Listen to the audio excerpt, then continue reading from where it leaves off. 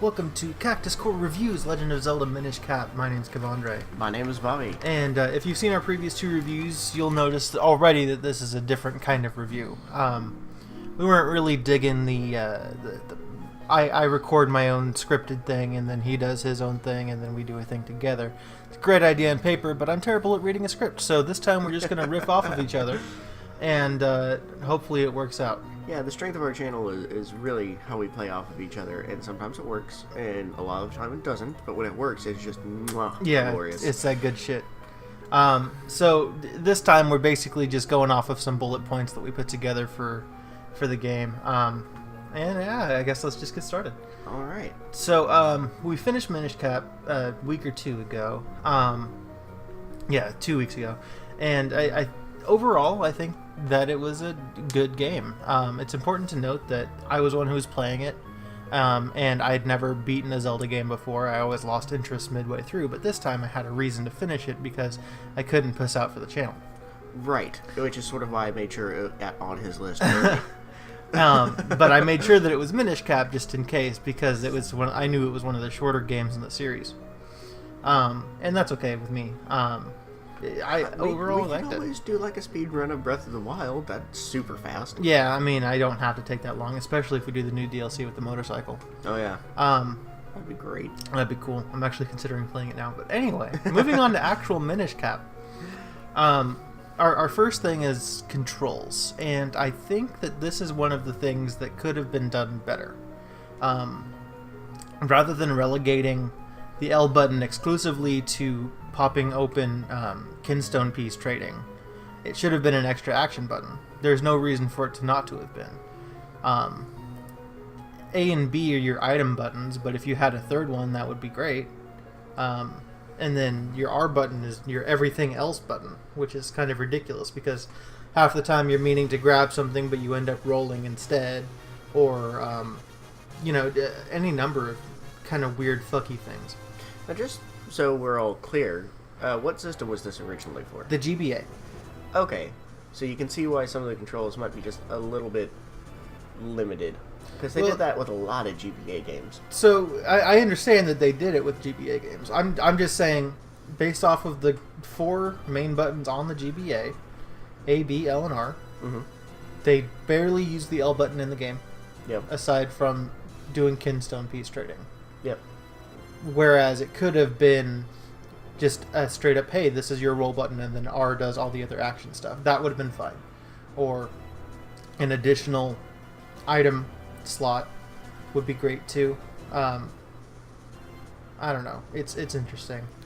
Yeah, if they ever do like a port on it, that is one thing that I definitely would like to see. Something that kind of drove me crazy, and I know that this is a very common thing about Zelda games, is that I was constantly pausing to change my items, and it was a pain in the ass. And this was the last, I believe, Zelda game that came out on the GBA before the DS came out. And while I know that the DS Zelda games had weird control schemes completely based around the stylus, yeah, they did. I can only imagine if Minish Cap had waited for the DS and had done a Wind Waker HD on Wii U kind of thing, where all of your item management's on the bottom screen, and it would be a quick, easy thing. Well, not while emulating it, but you know what I mean. To just change between rather than pause, change this one, go back, do one thing, pause, change it again. I don't know, I felt like it was just kind of a pain, but I think that's just part of the Zelda experience. But, I mean, I guess that's kind of what I got this time, since I haven't really beaten them before. Yeah. Otherwise, the controls were fine. Link moved swiftly enough, especially with rolling in the Pegasus boots, but it was alright. Controls-wise, I don't have much to complain about other than what I've already said. As for graphics and stuff, I think the game looks great. Yeah, especially for GBA times, I thought it looked really, really good. Yeah, like I could see it being better than the SNES in regards to that. In a lot of ways. I think that it looks better than Link to the Past. I know that that's a kind of unfair comparison based on the different time frames, but the SNES generally had a better visual chip. But I think that Minish Cap looked better than a lot of SNES games. There's never any problem telling the difference between the monsters or where you were, what the level background was, anything like that. So yeah, they did a really good job with that. Exactly. And despite the fact that most of the game is just shades of green, I never really got lost with it. Yeah. Sometimes things impressive. It definitely impressive. Some of the things kind of got like I just missed, but I think that's just me not being attentive enough. But yeah, I think that they did a great job with the graphics. I know that the other GBA Zelda games look very similar. The Four Swords games. Mm-hmm. Is there another one? I don't know. There's a lot of Zelda games. There probably is. Yeah, I don't know. I didn't pay that much attention. But yeah, I think it looks great. As for environment, I think that this is something where Minish Cap really soars, especially when you're the size of the Minish. Those areas where you're in locations where the small objects are enormous. I always love that kind of thing, and they did a very excellent job showcasing that on GBA, which is impressive. Absolutely. Yeah, when we were in the Hyrule town and in like the rafters, mm-hmm.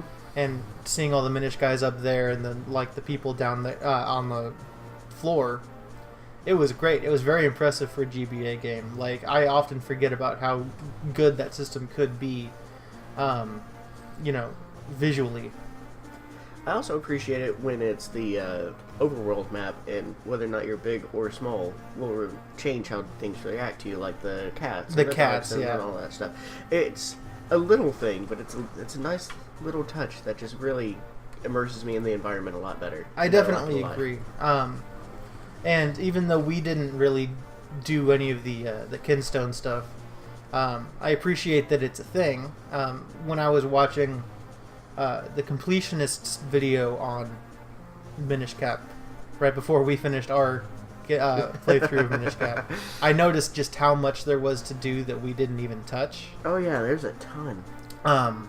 And I don't exactly regret not completing the game, but there's quite a bit more that we didn't delve into in this game as well. So it's not like we, say, hey, you watched our stuff and you've experienced the game. No, go play the game too if you want. Yeah. It's on the Wii U eShop, if you have a Wii U. I know that there's only 10 of you, but go buy a Wii U, guys. Anyway, let's move on to the story. And this is also something that I think that Minish Cap does pretty well, because it's at least different for Zelda.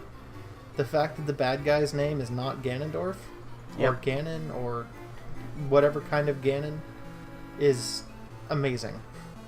Give me more Vati. I know that he's in some other games as well, but please. There's the Zelda formula, which is great, but at the same time, can we have some differences once in a while in the plot? I understand that, like, Twilight Princess's plot is different, but it's kind of not Ganon until the end when it is Ganon or whatever, you know what I mean? But I like the story of Minish Cap. Zelda got stoned early on, which was great, and then... Right? Yeah. Very California-based game. I also liked the Minish. I thought that they were a very interesting race to talk to with their big bloody dagger, and I think that we also kind of gave them much more personality by doing weird ass accents for them. Yeah, the voicing them was incredibly fun. Yeah, I think that that's something that helped our experience in playing it, as well as us doing the voices in weird ass ways. And if you play through this game and you can't get our voices out of your head and you're just like, oh, make it stop, I'm incredibly sorry. But I loved our voices, so you can get over it. He's not actually sorry at all. I'm not. That's going to be a badge of honor for him for the rest of his life. Otherwise, there's not much to say about the story. It's, for the most part, a kind of standard formula. Bad guy does something to girl. Gotta go to the dungeons and get the thing so that you can beat the bad guy to save the girl. That's basically it. Yeah. Well, not just the girl, the whole Just the girl. Yeah. Okay, so everybody else got stoned too. But, like, the Link was on the mission specifically for the girl. Yeah, I suppose that's fair. Next up is dungeons, and these were my favorite parts of the game as well. Absolutely. I really like the dungeons here. Yeah. I really liked giving you shit through every single one of them. They are definitely the best episodes of the series, I think. The Sky Dungeon in particular. Yeah. I was so good at that game. So while the dungeons took me a long time, just because I'm not a Zelda person and I don't really use my Zelda brain.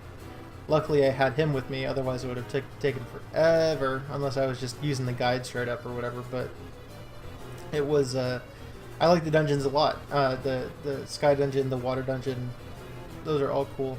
I think that I probably could have done without the Earth Dungeon. I thought it was a little boring, but, you know, it's just one of those things. Yeah. I mean, when you do a dungeons and you do a whole bunch like that, you have to include a whole bunch of different game types and personalities in it. You're not going to get somebody who likes every single one, sure. Usually. There's always going to be one that you're just kind of like, meh. Yeah, it's like any water temple. Yeah. Except for this one, which was the better one. Right? That was so strange. It was a cool water dungeon. Yeah. Aside from the lily pad disappearing, that was bullshit. Yeah, that was bullshit. But you know what? Glitches can happen sometimes, and it's okay. We can forgive a glitch here and there. Yeah. As far as boss battles go, I think that near the end of the game, they got to be very good. The one in the water dungeon was really cool. The Octorok. Yep. That was nice. It was stressful, but You enjoyable. sucked so bad at it. It was awesome. I killed it, though. Like, yeah, you the did. second time. Eventually. The Sky Temple dungeon was pretty dope boss battle as well on the those flying manta rays Yeah, that was nice. that you have to grind it out in Outland. Mm-hmm. But And the final boss battle was pretty good too. I really liked it. yeah, also again very stressful and filled with bullshit Yep. because the beams would not fire in the correct direction. But you know, we did it, and that's good. But yeah, I did enjoy those boss battles. But to be honest, I can't really recall the early ones. Now that I'm thinking about them, like the first one, I think was just that giant, like neon condom guy, right? That you gotta, Yep. and then Neon condom. Got it. not neon like Neon. God. Anyway, so then I think the fire one. Oh, it was that dragon one that I had to flip its back upside down. Oh yeah, that's right. I remember that. That was okay too. I didn't mind it. And I kept making the room smaller and smaller and smaller, and Yeah. you were freaking the fuck out. Like, oh my god, what do I do? But yeah, that's all I really recall at the moment. Yeah, the boss battles were nice. Accurate difficulty level based on like where you should be at in the game. So it was nice watching you play it. Yeah. It was nice watching you die a bunch. I only died like 3 times this whole game. Yeah, huh? It's true. I got the footage. So do I. Yeah, You okay. can't lie to me. As far as replayability goes, I don't think I'm ever going to play this game again. There is a lot of replayability value, though, especially since we didn't do everything. Right, so, I mean, if I were to go play through the game again, there's still quite a bit that I haven't seen, like all the Goron stuff, and Tingle I didn't even run into, but I know he's in this game. We didn't get, like, all the Great Fairies, where you can get, like, a bigger purse, Right. so that way you can buy more cool stuff. We didn't get the boomerang and all that kind of stuff. Right. So there's a bunch of stuff that I could get if I were to play through it again, and it wouldn't be the wholly same experience again. Right. But that said, I still think I'm good. He's just not an RPG kind of person. Yeah, that's generally true. I mean, aside from the almost 400 hours I put into Awakening, but you know. Yeah. That's just waifu wars, man. Yeah, the length of this game, by the way, Now I kind of want Link waifu wars. That'd be great. I'd be down for it. Yeah. Saria all the way.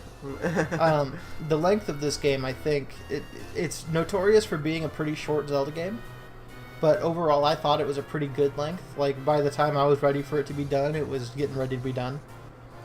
Yeah. So I don't have a problem with the length. Maybe other people just really like a really long Zelda game, but I've always been the kind of person who plays Zelda for like half the game and then gets bored and never picks it up again. So I felt like this was a great length for me. What about you? I completely agree. Especially for the channel, it was a really good length for first getting into a real Zelda game for you. It was a really good length. You can very easily rush through it and just go, nope, just doing this. Or you can really explore, try to complete everything, try to do all the Kinstone things, and you can extend it out much longer. So at no point did you ever really feel like you're getting bogged down. Mm-hmm. But there was always more room to explore. And then it just felt natural when it was done. It was very well paced. I agree. I think that they did a great job with it, even if it is short for a Zelda game. And then finally, kind of as a wrap up, we've talked all the way through the whole game basically already, but overall I think that it was a great Zelda game for me to start off with and actually finish. I would recommend it to other people who are interested in it, especially since there is more that they haven't seen when we were playing the game. Yeah, just I would say check it out. For me personally, I'd probably give it a 7.5 out of 10. Yeah, I was about to say 7.5 out of 10. So absolutely, definitely check it out. I can't really recommend it over any other Zelda game, but I couldn't recommend any other Zelda game over it. It all works out. I love Zelda. Yeah. So I'm very happy that I finally got Kavandre to play through at least one. Yeah. Even if it was the shortest one. Even if it was the shortest one. He kind of went through Breath of the Wild with me. Yeah, but I mean, I wasn't really the one playing for the most part, aside from when he got really mad. Yeah. Ooh, there were some bits of that game that pissed me off. Anyways, absolutely recommend it. Please do remember that it's a bit of an older game, so it's not going to have quite the shine and polish that the newer games have. Mm-hmm. But it's still definitely worth playing, especially if you love the retro games like I do and Kavandre does. 100% pick it up. It's great to play. All right. Well, we'll see you next time, guys. All right. Thank you so much, guys. Bye. Bye.